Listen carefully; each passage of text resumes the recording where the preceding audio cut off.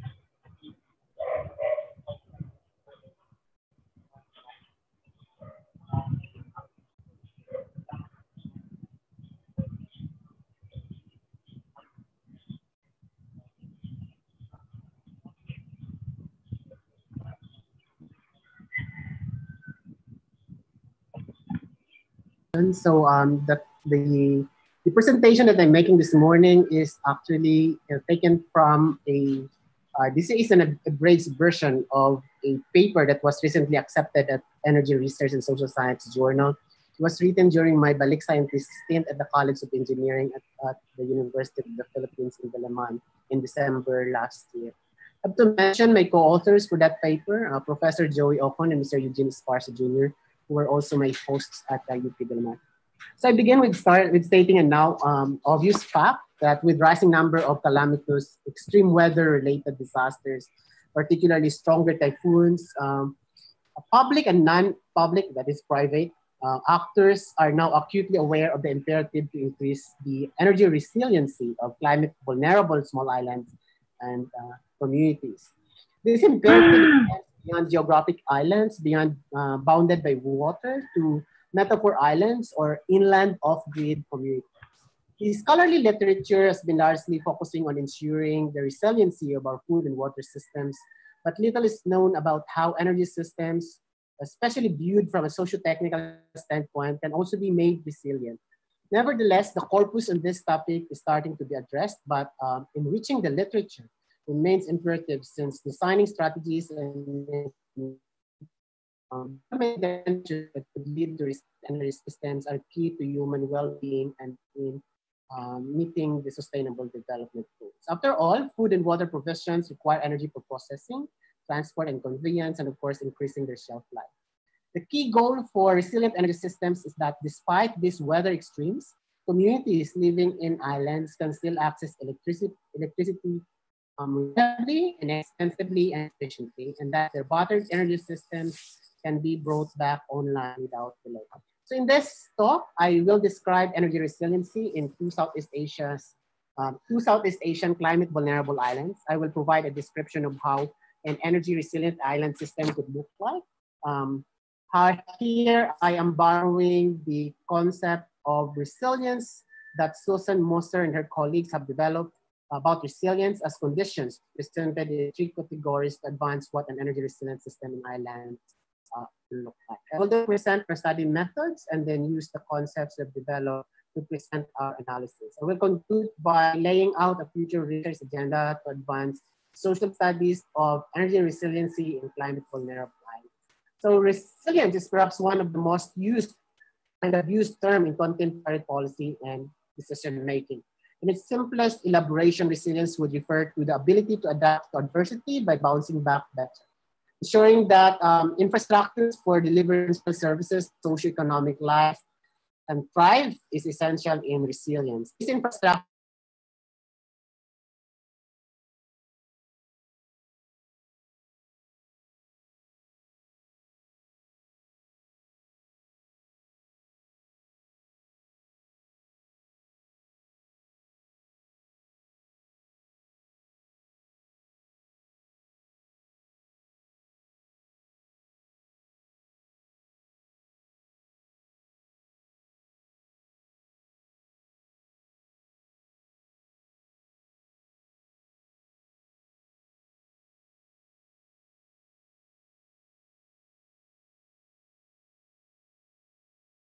I'm arguing that making energy systems resilient requires not just innovations in engineering, but also in complementary social, political, economic support to allow this system to function well and function. So the literature on how energy resiliency can be pursued is actually very rich. Often this corpus invokes examples of community energy, microgrid systems, suggesting that decentralized, small-scale, and localized energy infrastructure can be made more resilient compared to the traditional, centralized.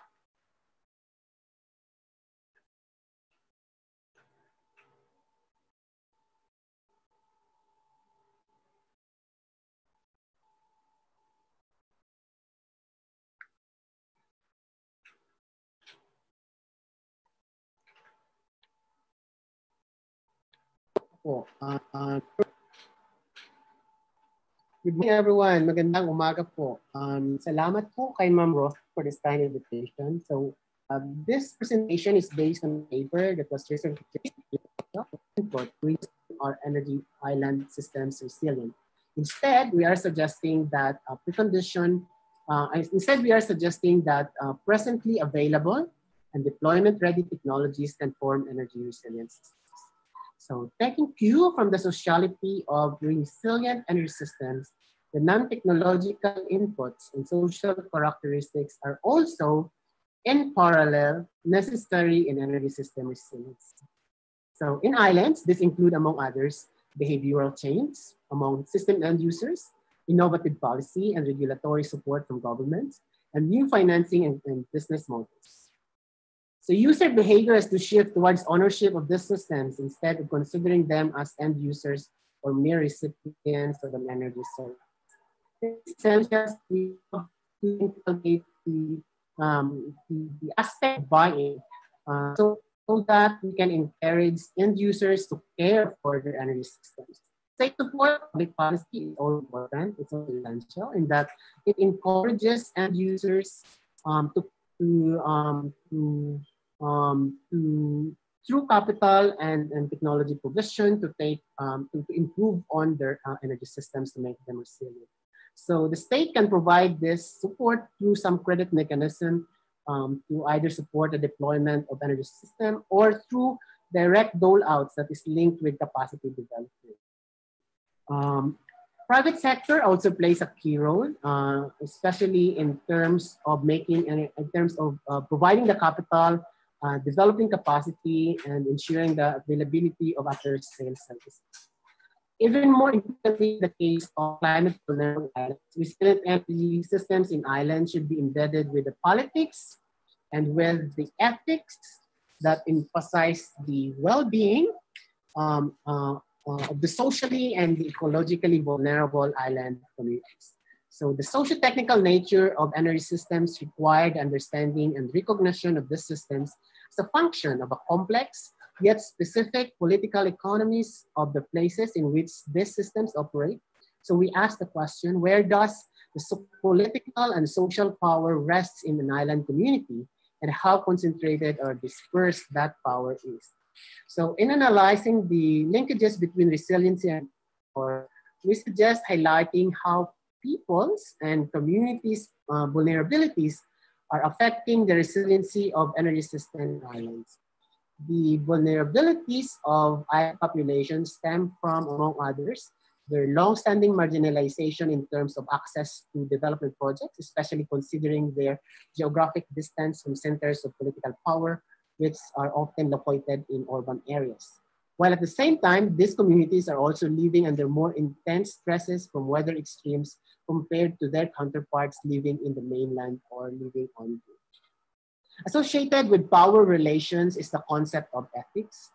Embedding ethics in development response, such as in making energy systems resilient, requires considering how this vulnerable island population can readily and easily access the much needed capital and skills to operate and maintain these systems independently themselves.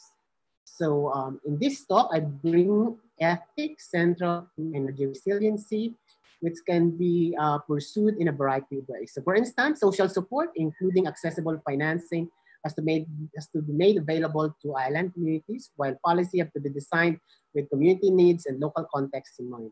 It is also a matter of ethics to understand and recognize people's energy preferences and to include these preferences in decision making.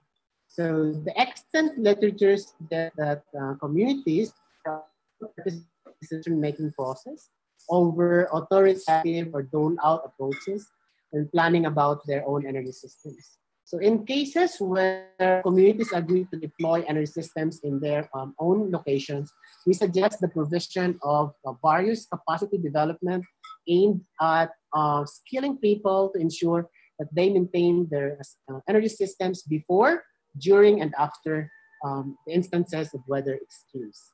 So that said, energy resiliency is a virtuous or an ideal imaginary that has to be pursued, especially in light of the rapidly changing climate that has been manifesting through weather extremes, as well as the increasing vulnerabilities of many island communities.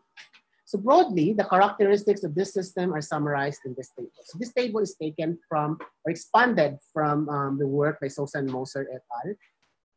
So energy resilience as a condition of the system refers to the ability of the energy socio-technical system to self-organize such that it could maintain functioning at all times, including its ability to withstand disruption during extremes and come back to its original condition following that extreme. We suggest starting with a thorough understanding of island vulnerabilities by assessing context-specific and local vulnerabilities as candid, thorough, and systematic as possible. We also suggest that for energy island systems to fully meet that condition, the system should be powered by locally available fuels as long as, of course, they are demand responsive, meaning the supply meets the demand. Depending on location, context, and resource profile, sustainable and renewable fuels are also essential characteristics of an energy resilient system in islands. Ensure that adequate fuel will be available at all times. Energy systems have to exhibit independence, mobility, and flexibility. So this makes the case for microsystems for use in households, neighborhoods, and small communities. Since they are small in scale, these systems can also self-organize very easily, meaning that they would not require too much external expertise to function.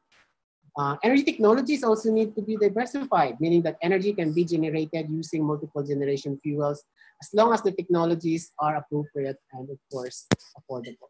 So energy resilience as a set of process refers to the ability of the system to perform and stay functional by way of coping, absorbing, recovering, and adapting.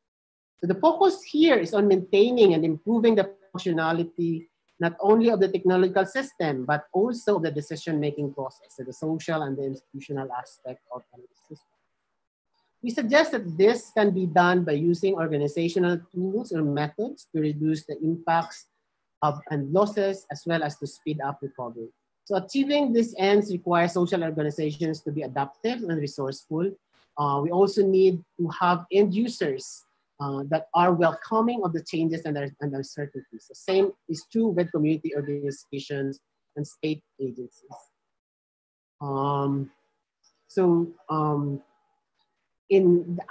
Energy resiliency as a set of process also include the expansion of equity and accountability across all actors. So for example, electricity consumers are turned into consumers. To make it really effective, you have to include participatory and inclusive platforms so that these new actors, these new consumers can collaboratively and collectively participate in formal decision-making process.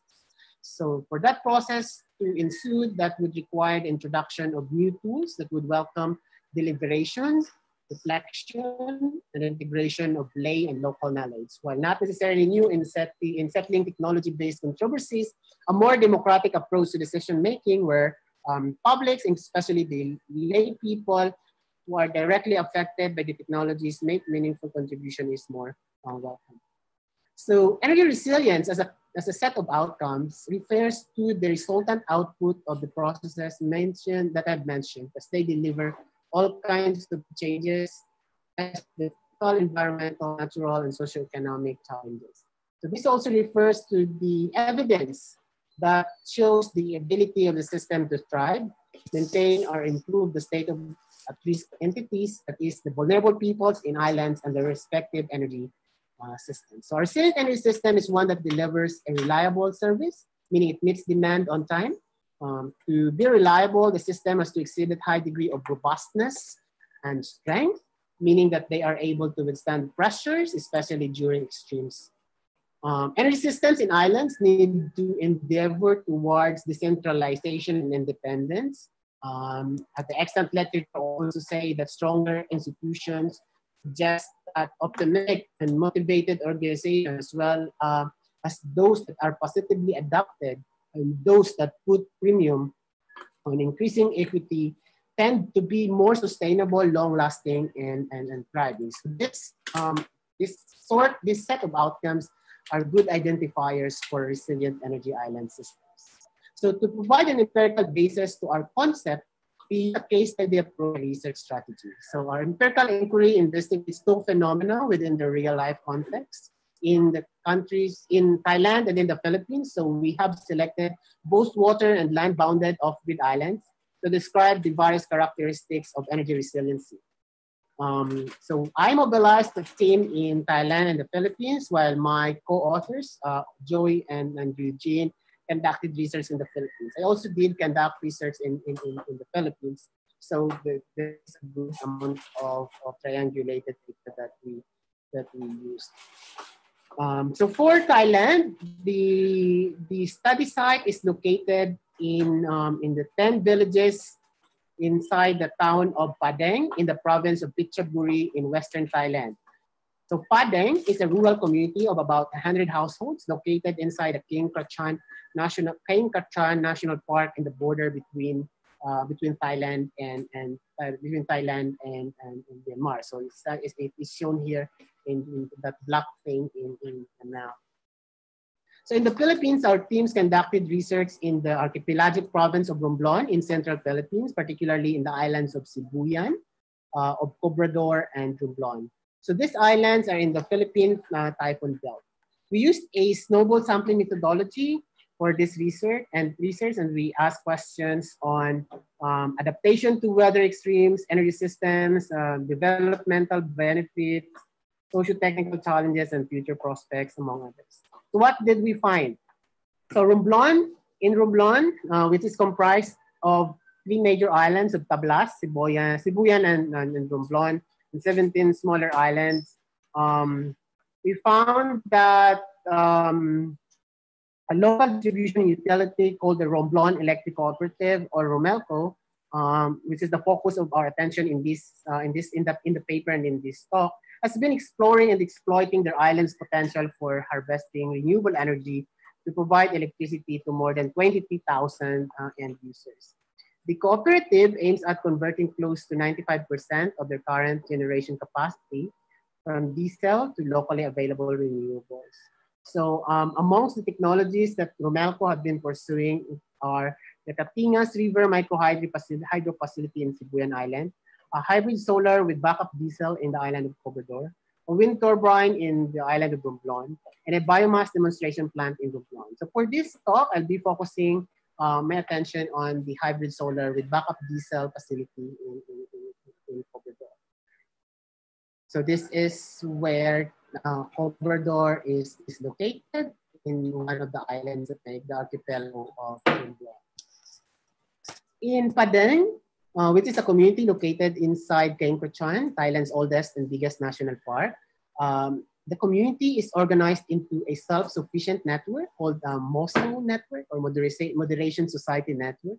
It's comprised of about 100 households. So Moderation Society is actually a development paradigm that has been championed by then King Bhumibol Adoyadays, who died in 2016.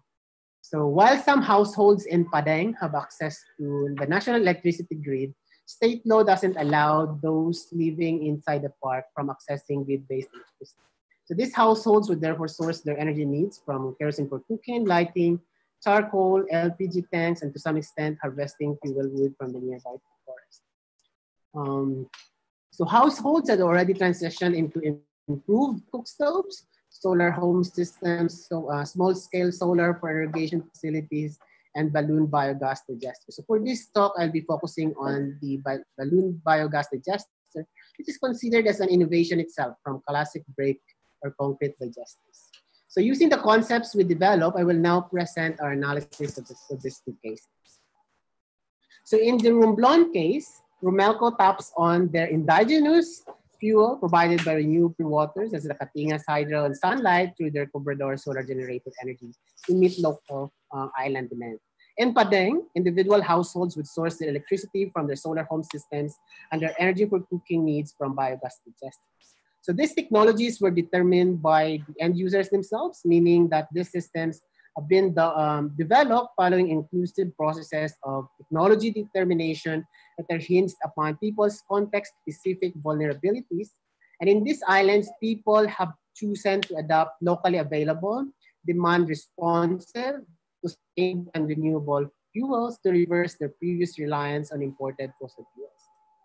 The energy systems in these locations also exhibit independence, modularity, and flexibility, which prove important, especially during weather extremes, since they ensure the availability, the reliability, and the adequacy of energy service. The cases also demonstrate that energy resiliency as a system condition is inextricably linked to their micro orientation, so small scale. Such small scale means that these systems can self-organize, meaning their operation and maintenance need no significant external expertise. The diversity of energy systems at the study areas is another evidence for their resiliency. Both Rumelco and the Padang network are tapping locally available renewable energy using multiple generation systems that were vetted against their technological appropriateness. So also in both cases, energy systems are tailored fit to the resource conditions of the islands. Another important characteristics of these systems are their cost affordability. Remote hydro and solar systems could have been costly to put up if not for the resourcefulness of the cooperative. We'll discuss that in a little while. In Padang, in Thailand, their household-based energy systems, though minimally priced compared to the previous options, have also become affordable to end users due to their network's innovative financing system. And I will also discuss that in a while. So Rumelco and Padang. Rumelco and Padang and energy systems perform and stay functional even during weather extremes because of their built-in processes for coping and absorbing, recovering and adapting. And both systems have morphed into being adaptable and resourceful. Rumelco, for example, deployed their sunlight and hydro energy systems using external capital financing mobilized by a dedicated management team. So a key example of this resourcefulness is when its management embarked on an electricity generation business, which is very unusual for an electric cooperative in the Philippines. So that basically shows the organization's capacity to embrace change as they are presented, and at the same time, welcome the uncertainties that come with it. So in Padang, the collaborative organization of ordinary Thai citizens transitioned a command and control system via the grid and centrally controlled electricity system towards a more adaptive and more deliberative management style in deploying the energy systems that they prefer. So the Padang networks focus on equity of the poor, indeed been foremost in the organization's communally held values. A high degree of trust and accountability is also present across neighbors, which were developed over time to ensure that the facility, the credit facility where everyone can access money so that they can purchase this energy systems is never abused. So internal discipline mechanisms are in place. In Padang, there has been an equitable and inclusive and participatory approach to decision-making as shown by the embrace of a deliberative democracy exercise in decision-making. Since everyone in the Padang network are this collaborative, collective deliberation have flattened hierarchies, which are present in a conventional, centrally organized energy system. And in these deliberation events, members are provided the avenues to share their experiences with their energy systems, meaning that reflexivity is also built in the processes. That means that local knowledge is also fostered through household-based experimentation and is integrated into the system dynamics. So thus far, our case studies have shown that energy resiliency is a function of stronger social arrangements, not just of technological advances. So such resiliency, however, are also provided the best evidence when one considers the outcomes of the island energy socio-technical systems. So over time, energy systems in Padang and Romblon continue to exhibit reliability, robustness, and strength by remaining functional, especially at the times of stress. Romblon's geographic position in the Philippine Typhoon Belt have been testing Rumelco's renewable energy systems against these characteristics. So in Padang, these resilient outcomes are also evident in the technology's ability to be repaired quickly and with the less cost. So not only energy technological systems are radically transformed, but also and most especially people's psychological functioning, including their optimism and outlook in life. So these positive adaptations to change increase people's capacity and equity, making them more motivated to face emergent challenges, including extreme ones. So with resilient energy systems, our case studies show that vulnerabilities are decreased, while people's motivation to move forward had increased at the same time. In Romblon, end users reported increased equity in terms of their adaptive capacity as a result of their access to affordable, to reliable, and to sustainable electricity. So the same can be said in Padang, where community members with their new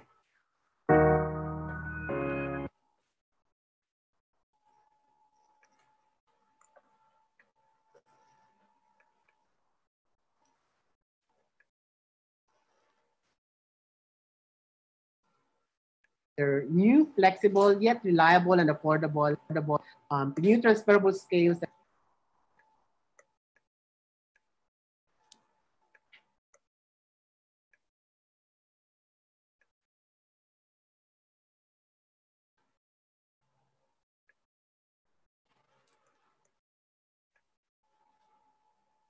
are used for gainful employment. So in conclusion, we have to work together towards a co-production agenda that would advance energy resiliency in climate vulnerable islands. Again, both islands that are bounded with water and those islands that are not bounded by water. Resilience can be achieved in these systems by ensuring that they are regarded as socio-technical assemblages, where engineering innovation, the technology is married or co-produced alongside changes in social and institutional arrangement. So more community-based awareness raising is imperative for scaling up energy resiliency. So this necessity arises at an era of frequent weather extremes, which have already turned into the new normal for many geographical and metaphorical islands. Energy resiliency also opens up a new policy direction for government. So this ideal underlines the imperative of producing resilient social infrastructures in vulnerable island communities as complements to conventional renewable energy technology deployments. So this also means that beyond the traditional approaches to mobilize policy and regulatory support to close energy poverty, energy policy also needs to account for simultaneous strategies that will make islands' institutional infrastructures resilient. So as households and communities in islands become energy consumers, some forms of capacity strengthening would be necessary to ensure system sustainability. So while our case studies from Romblon and from Padang have demonstrated that how these capacities can be developed internally by end users and communities themselves, it is clear that not all climate vulnerable islands have the same strong and empowered social infrastructures. This means that policy will still be needed to assist these communities pursue their energy resiliency. So funding support is also key. So while internal funding have been mobilized in one of the case studies, developing appropriate business models remain imperative. Closing capacity, policy, and funding gaps helps in countering the romanticized notion that all community-oriented projects are and will always be successful. So the imperative of responsible citizenship in these communities, in island communities, those bounded by water and those off-grid communities should always be brought front and center in the energy resiliency direction to keep up with the growing challenges of weather extremes. So I'll stop with that and say my thanks to the Frederick S. Pardee Center for the Study of the Longer Range Future at Boston University, where I lead a project on energy in the future in developing countries between 2015 and 2019. I also would like to thank the people of Padang in Thailand and Romblon in the Philippines for their participation in the study, the Palik Scientist Program of the Philippine Department of Science and Technology, and the Laboratory of Electrochemical Engineering at the College of Engineering at the University of the Philippines. I hope we can continue the conversation. Please get in touch, and thanks again. Thank you very much, Professor Laurence Delina. I think the message of the presentation is clear, although, I mean, it's saying that resiliency requires being able to serve as a web, an internet, a net. But unluckily, we have had some problem with the internet, and it was not as smooth as we expected it to be. Nevertheless, the message has been clearly delivered. The population is important, the capability, the awareness, the participation, the so-called social infrastructure to be able to contribute to achieve resiliency. On the other hand, resiliency also spells a system, a web of things that go in a basket, and that includes power relations, infrastructure, technology, which is very crucial, even the political economies, and the support, the finances, the material, all of this put together, just like an interdisciplinary field of work, would spell out resiliency. Speaking of, now, thank you very much once again, and please reserve your questions directed to Professor Delina.